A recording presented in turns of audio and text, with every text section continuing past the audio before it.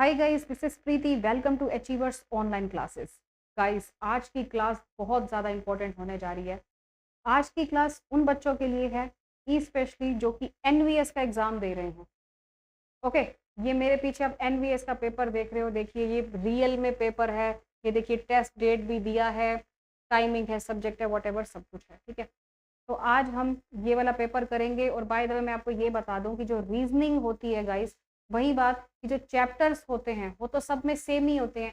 कि अगर कोई एग्जाम जो है, किसी में हाई लेवल के क्वेश्चन आ जाते हैं और किसी में कम लेवल के आ जाते हैं, फॉर सी बात है, चैप्टर तो वही है। इसका मतलब ये एनवीएस का जो ये पेपर है, ये सीटी वालों के लिए भी है। सीटी वाले भी इससे पढ़ सकते हैं, एस्टेट वाले भी पढ़ सकते हैं, केवीएस वाले भी पढ़ सकते हैं। ठीक है, तो जितने भी बच्चे हैं आज का पेपर देखना बिल्कुल मत भूले और आपको पता चल जाएगा कि एनवीएस से आपके रीजनिंग से कैसे प्रश्न आते हैं आपके पेपर में और कैसे आएंगे, कितने आसान आएंगे, कितने मुश्किल आएंगे, क्या लेवल रहेगा। ठीक है, अब ये जितने भी क्वेश्चन है मैं लाइन वाइज आपको दिखाऊंगी, लेकिन ये है कि बीच बीच में कुछ मैथ्स के भी मिक्स हैं, लेकिन मैं आपको जितने भी रीजनिंग के क्वेश्चन है वो मैं आपको करके दिखाऊंगी। तो आइए स्टार्ट कर लेते हैं आज का हमारा स्पेशल पेपर जो कि है एनवीएस का। ठीक है, ये एनवीएस टीजीटी मैथ्स हिंदी यहाँ लिखा है। ठीक है, तो चलिए मैं इसको करती हूँ ऊपर। ये देखिए, ये आपके सामने आ चुका है रीजनिंग एबिलिटी से first question. Okay, I hope आपको बहुत अच्छे से दिख रहा होगा। ठीक है, चलिए, ब्लड रिलेशन तो आप सबने मुझसे पढ़ा ही है, आपको ब्लड रिलेशन का पता है। ठीक है, कि जब भी जो मेल जेंडर होता है उसको मैं ट्रायंगल से रिप्रेजेंट करती हूँ, जो फीमेल होती है उसको मैं सर्किल से रिप्रेजेंट करती हूँ, आप सबको पता होगा। ठीक है, तो अगर आपने मेरी ये ब्लड रिलेशन की जो भी टॉपिक है, जो चैप्टर है वो पढ़ा है, देन मैं उसके अकॉर्डिंग ये क्वेश्चन आपको समझा रही हूँ। देखिए, इंट्रोड्यूसिंग कनन, कनन का परिचय देते हुए, हिंदी में भी समझा रही हूँ क्योंकि ये पेपर इंग्लिश में दिया है। कनन का परिचय देते हुए स्वाति सेड, स्वाति कह रही है his mother is the only daughter of my mother. His mother is the only daughter of my mother, मतलब उसकी जो माता है, उसकी माता, हिज मदर मतलब उसकी माता, मेरी माता की इकलौती बेटी है। ठीक है, मैं हिंदी में लिख देती हूँ जिसको समझ में ना रहा हो। उसकी माता मेरी माता की इकलौती बेटी है।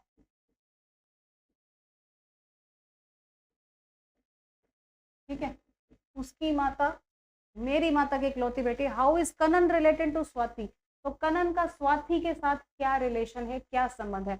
जिसका नेम पहले आता है उसका रिश्ता आपको बताना होता है। सबसे पहले नेम किसका है गाइस, कनन का, देन कनन का स्वाति के साथ आपको रिश्ता बताना है। ओके सॉरी, देखिए गाइस, अब मैं इसको कर लेती हूँ स्टार्ट। अब इसमें है कि इंट्रोड्यूसिंग कनन स्वाति सेड। अब स्वाति जो एक फीमेल जेंडर है, तो स्वाति को मैं ले लेती हूँ गाइस एस। अगर ये एस है, अब ये क्या कह रही है, मेरी माता की इकलौती बेटी, मैं लेती हूँ स्वाति को नंबर 1, जो भी मेरा वर्ड है उसको मैं नंबरिंग दूंगी नंबर 1।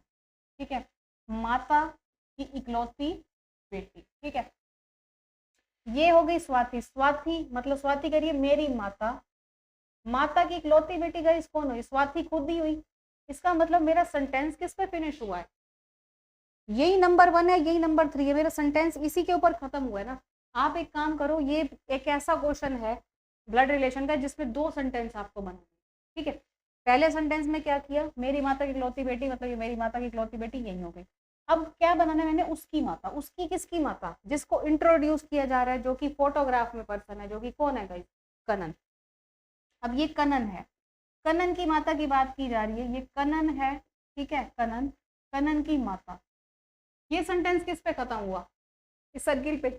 इसका मतलब इस वाले सेंटेंस में मेरा कहां पर खत्म हुआ, सर्किल यहाँ पर, और इस वाले में उसकी माता मतलब कनन की माता। अगर ये दोनों दोनों सर्किल एक ही है, क्योंकि दोनों पे टिक है गाइस, अगर ये दोनों सर्किल एक है तो क्यों ना मैं इस फिगर को मर्ज कर लूं।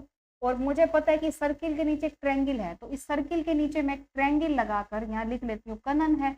इसका मतलब गाइज आपको बताना क्या है कि कनन का स्वाति के साथ क्या रिलेशन है। ऑफकोर्स ही बात है, कनन स्वाति का क्या लगता है, बेटा लगता है। अगर आपको ना समझ में आ रहा हो ब्लड रिलेशन मैं कैसे करवा रही हूँ, ऑफकोर्स मैंने डिस्क्रिप्शन बॉक्स में मैं गाइज में लिंक दे दूंगी। ठीक है, ब्लड रिलेशन का, वहां से आप देख सकते हो कि इसका आंसर ये कैसे आया। उसके बीच में मैंने बिल्कुल बेसिक से सारे रिश्ते कवर कराए हैं कि माता पिता भाई बहन ये सारे रिश्ते कैसे बनाते हैं। ओके, तो समझ में आ गया I hope.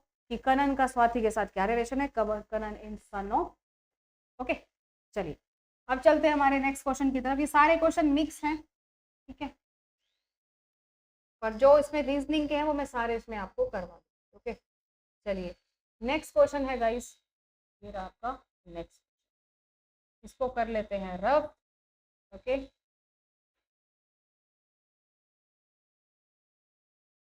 Find the wrong term from the following series. Wrong term आपको बतानी है, मतलब इसके बीच में जो है एक गलत संख्या कौन सी है वो आपने छांट कर बतानी है। देखिए 1, 6, 16, 31, 51, आई होप आप सबको दिख रहा हो। अगर नहीं दिख रहा तो मैं आपको ये स्टेटमेंट यहाँ पर लिख कर दिखा देती हूँ, क्योंकि मैं नहीं चाहती कि आपका कुछ भी मिस हो, कि अगर आपको नहीं दिख रहा तो आप थोड़ा मतलब क्वेश्चन ना कर पाओ। ठीक है, 76 है, 106 है, 140 है, 181 है और 226 है। ठीक है, अब इसमें करेंगे क्या, देखो जैसा कि इसमें कितने का गैप है, 5 का, इसमें कितने का गैप है, 10 का, इसमें कितने का गैप है, 15 का, बीच का गैप देखो, इसमें कितने गैप है, 20 का, इसमें कितने गैप है, 25 का, इसमें कितने गैप है, अब देखते जाओ, इसमें कितने गैप है बताओ, 30 का गैप है, लेकिन इसमें कितने का गैप है बताओ। इसमें जो गैप होना चाहिए था ना, ये देखो 140 में से 106 घटा है, इसमें 35 का गैप होना चाहिए था, लेकिन किसका गैप है, 34 का। इसका मतलब मेरा आंसर क्या है, 140। क्या आप ये देखो, इनपुट डाला आउटपुट, इनपुट डाला आउटपुट, ये इनपुट सही, मतलब मैंने इनपुट सही डाला, आउटपुट सही आया है। जब मैंने इनपुट जो है ना, ये देखो यहाँ तक सही है, फिर उसके बाद जो ये जो इनपुट गया है ना गलत वाला, तो आउटपुट भी क्या होगा, गलत होगा। कभी भी सीरीज गलत नहीं होती, नंबर गलत होता है। ठीक है, इसका मतलब मेरा यहाँ पर क्या आंसर आ गया, 140। अब और सी बात है, मुझे यहाँ 35 जोड़ना था और 35 जोड़ के मेरा अलग आंसर आना था, लेकिन मेरा यहाँ पर गलत आंसर क्या है, 140। ठीक है, आई होप आपको अच्छे से क्लियर होगा। अब चलते हैं हमारे नेक्स्ट क्वेश्चन की तरफ।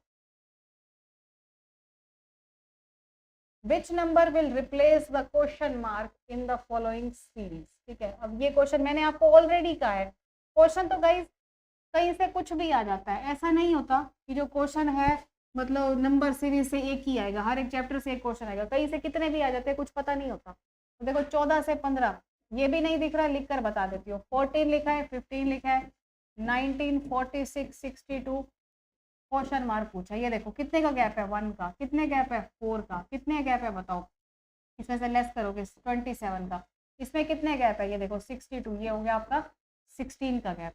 अब सामने से देखो आपको क्या लग रहा है, ये 1 है, ठीक है, मैं ये कह सकती हूँ 1 क्यूब हो सकता है, ये 2 स्क्वायर हो सकता है, क्योंकि यहाँ 3 क्यूब और 4 स्क्वायर है, समझ रहे हो, 1 क्यूब, 2 स्क्वायर, 3 क्यूब, 4 स्क्वायर। इसका मतलब नेक्स्ट क्या होगा गाइस, नेक्स्ट होगा 5 क्यूब।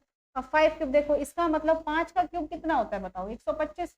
जिस बच्चे को क्यूब स्क्वायर आते होंगे ना वो इस क्वेश्चन को कर सकता है। ठीक है, 1 cube, 2 square, 3 cube, 4 square, next आएगा 5 क्यूब। 5 क्यूब कितना होता है, 125। 62 के बीच में 125 को जब मैं ऐड करूंगी ना, तो उसके बाद मेरा आंसर कितना आएगा बताओ, 187। ऑफ कोर्स ही बात है, मेरा आंसर कितना आएगा, 187, 187। That's my B option final. ठीक है, कुछ भी समझ में ना आए वीडियो कमेंट सेक्शन में कमेंट कर सकते हैं, मैं कोशिश करूंगी आपको जल्दी से जल्दी रिप्लाई करने की। ओके, चलिए आप चलते हैं हमारे नेक्स्ट क्वेश्चन की तरफ। सॉरी, तो जूम कर लेते हैं।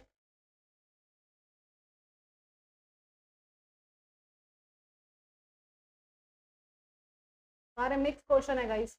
ठीक है, देखिए नेक्स्ट क्वेश्चन 343 आप सबको एक बात तो पता ही है, जो 343 होता है गाइस वो 7 का क्यूब होता है, क्योंकि इन्होंने लिखा है 343 और उसके बाद रेशो है फिर 6 है। ऑफ कोर्स ही बात है, मुझे एक बात तो अच्छे से पता है, अगर आपको नहीं दिख रहा ना तो मैं इसको थोड़ा और पास लेकर आती हूँ इन क्वेश्चंस को। ये देखिए, ये देखो, आई होप अब आपको अच्छे से और अच्छे से दिख रहा होगा।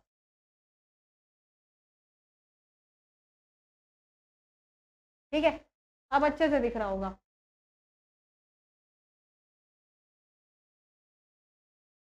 ये देखो 343 उसके बाद लिखा है 6। आप सबको गाइज एक बात तो पता ही है कि जो 343 होता है आपका 343 वापस 7 का क्यूब है, लेकिन 7 का क्यूब है लेकिन लिखा कितना है 6, मतलब जितने का क्यूब है ना उससे कम करके लिखा है। उसी तरीके से आपको एक ऐसा ऑप्शन सिलेक्ट करना है जिसका क्यूब उससे कम करके लिखा हो। 256 किसी क्यूब नहीं, 196 क्यूब नहीं है, 225 क्यूब है, ये सारे स्क्वायर है। 512 एक क्यूब है, 512 किसका क्यूब है गाइस, 8 का क्यूब है। जैसा कि जितने का क्यूब उससे कम करके लिखना है, देन 8 का क्यूब है 512, तो उससे कम करके मैं आंसर कितना दे सकती हूँ इसका 7। ऑफ कोर्स ही बात है 512 7, ये मेरा फोर्थ ऑप्शन जो है ये मेरा परफेक्टली फॉलो होता मुझे यहाँ दिख रहा है। ठीक है, आई होप आपको क्लियर है। ठीक है, कोई भी दिक्कत हो भी कमेंट करके बता देना, कोई इशू नहीं है। ठीक है, चलिए नेक्स्ट क्वेश्चन की तरफ।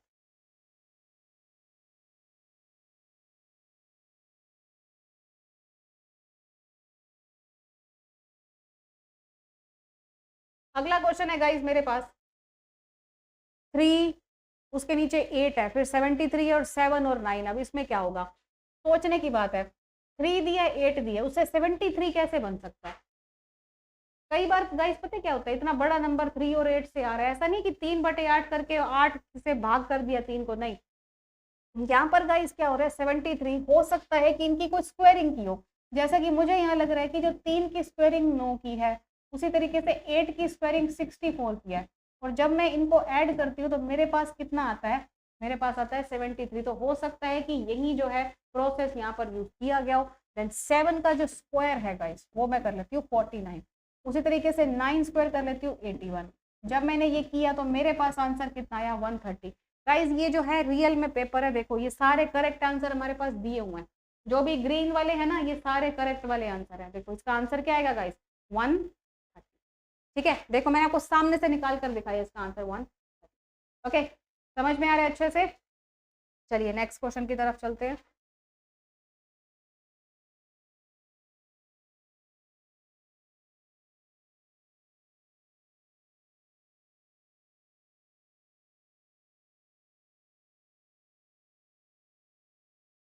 देखिए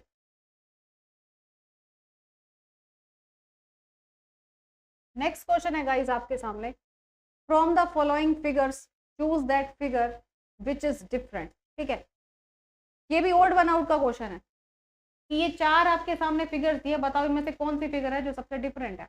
अब सोचने को अगर आप देखोगे तो इसका आंसर क्या होना चाहिए। ऑफ कोर्स ही बात है, इसका आंसर मुझे देखकर पता चला ऑप्शन नंबर 4 होना चाहिए, क्योंकि ये सारे वी सीधे हैं, चाहे 1 है 2 है 3 की रेंज में, लेकिन ये क्या है उल्टा। ऑफ कोर्स ही बात है, इसका आंसर सेकेंड ऑप्शन दो और बात।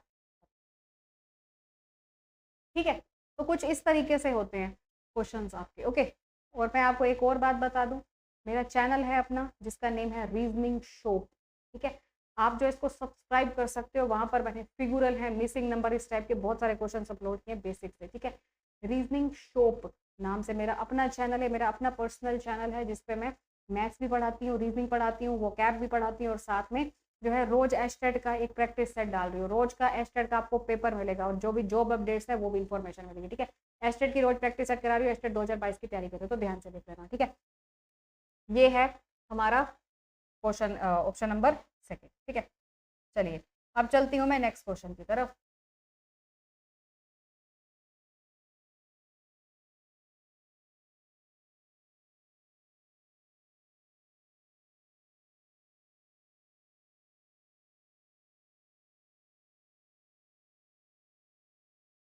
ये देखिए आपके सामने क्वेश्चन आया गाइस,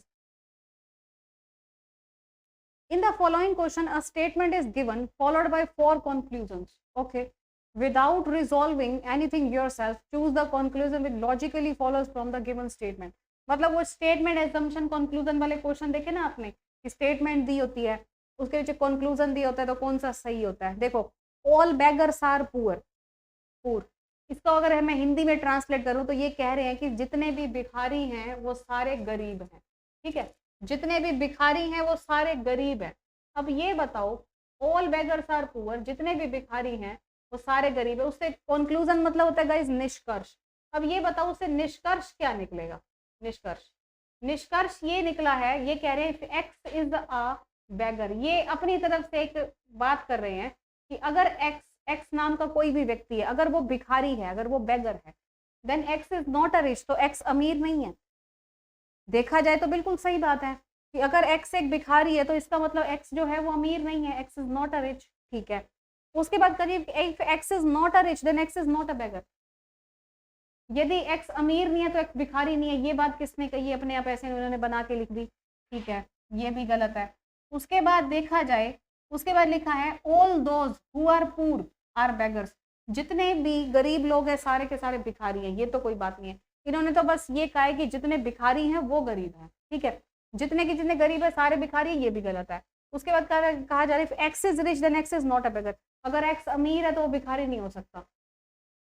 हमें यहाँ पे ये देखना है कि हमें कंफर्म क्या है, हमें ये कंफर्म है कि जितने भिखारी हैं वो पूरे है, इसका मतलब अगर एक्स एक भिखारी है तो वो रिच नहीं हो सकता। ऑफ कोर्स ही बात है, मुझे यहाँ पर फॉलो करना है ऑप्शन नंबर 3, जो कि मुझे मिल रहा है only first conclusion follow. First conclusion मतलब ये वाला conclusion, if X is a beggar then X is not a rich person. Okay, I hope आपको बहुत अच्छे से समझ में आ गया होगा, ठीक है। चलिए नेक्स्ट क्वेश्चन की तरफ चलते हैं।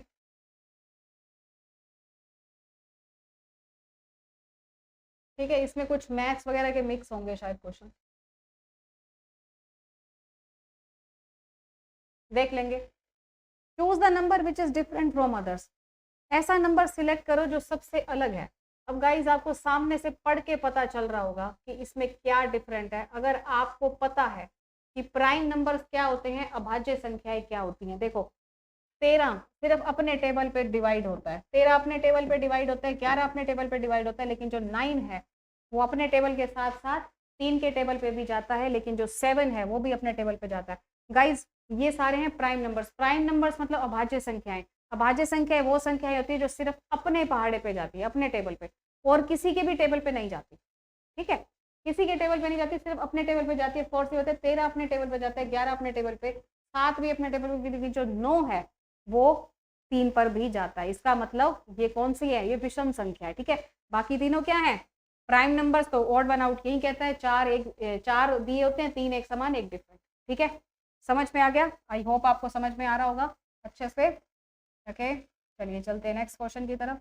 देख लेती हूँ, मैंने नहीं देखा इसमें कितने क्वेश्चन हैं, ठीक है, क्योंकि कई बार 15 क्वेश्चन भी दिए होते हैं, कई बार 10 क्वेश्चन दिए हुए हैं, ठीक है, देख लेंगे जिस हिसाब से होगा।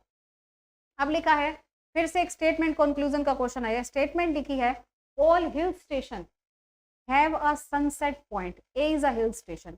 जितने भी हिल स्टेशन है उनका एक सनसेट पॉइंट है, ठीक है। सनसेट मतलब सनसेट, ठीक है, सनसेट पॉइंट है। और इन्होंने ए नाम का एक हिल स्टेशन बताया कि ए एक हिल स्टेशन है, ठीक है।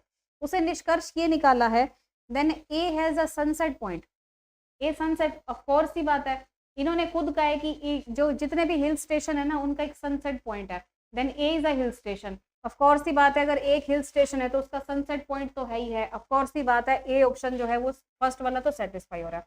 उसके बाद लिखा है, places other than hill station do not have sunset point. इसका मतलब जो ऐसे प्लेस है जो कि हिल स्टेशन नहीं है तो उनका कोई सनसेट पॉइंट नहीं, ऐसा तो कुछ नहीं था।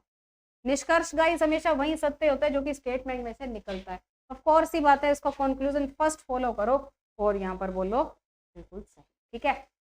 उसके बाद चेक कर लेते हैं अगर और कोई क्वेश्चन आपका है तो रीजनिंग से, ठीक है, नहीं है, और बाकी के जो भी क्वेश्चन हैं वो मुझे जीके से दिख रहे हैं, ठीक है, जो भी आपकी जनरल स्टडी है जीएस से वहां से दिख रहे हैं, ठीक है गाइस। तो ये थे आपके रीजनिंग स्पेशल क्वेश्चन, ठीक है, जो कि एनवीएस स्पेशल है। आपको पता चल गया होगा आज के पेपर में कि एनवीएस से किस टाइप के क्वेश्चन आपके पेपर में आ सकते हैं। गाइस बाय द वे मैं ये कब बताऊं आपको एक अच्छी सी इंफॉर्मेशन कि अचीवर्स अकेडमी ऐप, अगर आप इसको प्ले स्टोर से डाउनलोड करोगे ना, प्ले स्टोर से डाउनलोड करोगे तो यहाँ पर मेरा रीजनिंग स्पेशल कोर्स बाय प्रीति मैम चल रहा है, जो कि किसी एक स्पेसिफिक सिलेबस के लिए नहीं है, स्पेसिफिक कोर्स के लिए नहीं है, हर एक एग्जाम के लिए, चाहे आप 10 नंबर से लेके 100 नंबर तक की रीजनिंग के कोई भी एग्जाम आप दे सकते हो, एस्टेट, केवीएस, एनवीएस, व्हाटएवर, कोई मर्जी पेपर, आप सीईटी की भी तैयारी कर सकते हो, ठीक है। 10 नंबर से लेके 100 नंबर तक की रीजनिंग कराइए, बिल्कुल बेसिक से कराइए, रीजनिंग होती क्या है, ओके। तो आप जो है मेरा कोर्स ज्वाइन कर सकते हो, जो कि फिलहाल चल रहा है अचीवर्स अकेडमी ऐप पर, उस पर अपडेशन भी चल रही है, ओके। और मेरा अपना स्पेशल चैनल भी है, रीजनिंग स्पेशल चैनल है, रीजनिंग शॉप के नाम से मेरा अपना चैनल है, जिसमें मैं रीजनिंग, मैथ्स, वोकैब ये सब करा रही हूँ, गवर्नमेंट जॉब अपडेट्स, और रोज जो भी एस्टेट का पेपर होता है 2022 का, वो मैं डेली प्रैक्टिस कराती हूँ, ठीक है। तो अगर आप एस्टेट की तैयारी कर रहे हैं तो प्लीज मेरा चैनल को ज्वाइन कर सकते हैं, सब्सक्राइब कर लेना, ओके। तो गाइज ये था आज का हमारा एनवीएस स्पेशल पेपर। वीडियो अच्छी लगे तो लाइक कर देना, चैनल को सब्सक्राइब कर देना, ओके गाइज। तो मिलते हैं अपने नेक्स्ट एनवीएस के प्रैक्टिस सेट के साथ, क्योंकि आपको पता है, मैंने आपको बताया ये जो पेपर है ये सीटी वाले बच्चों के लिए भी है, एस्टेट केवीएस कोई भी कर सकता है। वही बात कि पेपर तो गाइज वही है, बस होता ये है कि सारे टॉपिक्स वही है रीजनिंग के। भाई किसी कोई ऐसा एग्जाम होता है जिसमें लेवल हाई आता है, किसी में कम आता है, बस सारा कुछ वही होता है, ठीक है। तो तैयारी कर लेना अच्छे से। मिलते हैं अपने नेक्स्ट एनवीएस पेपर के साथ। आज के लिए बस इतना ही। Thank you so much.